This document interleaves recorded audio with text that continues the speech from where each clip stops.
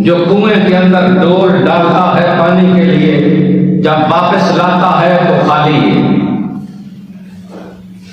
मेरे करीम आका अलैहिस्सलातु वस्सलाम ने फरमाया, जिब्राइल ये कौन है, किस जुर्म की सजा है?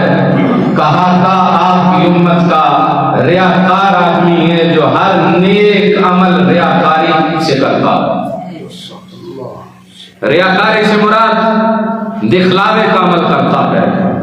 अमल छोटा हो या बड़ा हो, कोई भी नेक अमल हो, वो दिखलावे के लिए किया जाए। नमाज पढ़ता है कि लोग कहें नमाजी है, लोगों ने नमाजी कह दिया, रब के यहाँ उसका अजर खत्म हो गया। हज उम्रा करता है इसलिए कि लोग हाजी कहें, तो लोगों ने हाजी कह दिया, रब के यहाँ उसका अजर खत्म हो चुका है।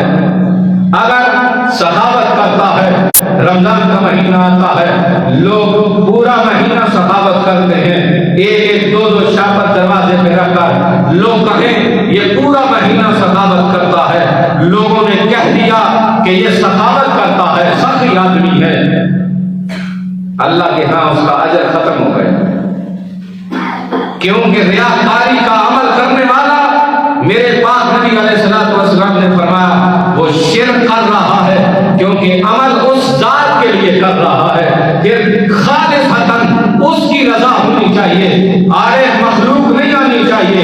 उधर अमल करे, दिल में ख्याल आए कि मखलूक ये कहे, जब मखलूक ने कहा तिलावत की, लोग कहें बड़ा अच्छा कारी है, सखावत की, लोग कहें सखी आदमी है, नमाज पढ़े, लोग कहें नमाजी आदमी है, हज करता है, लोग कहें हाजी है, सारा अमल जाया कर चुका है।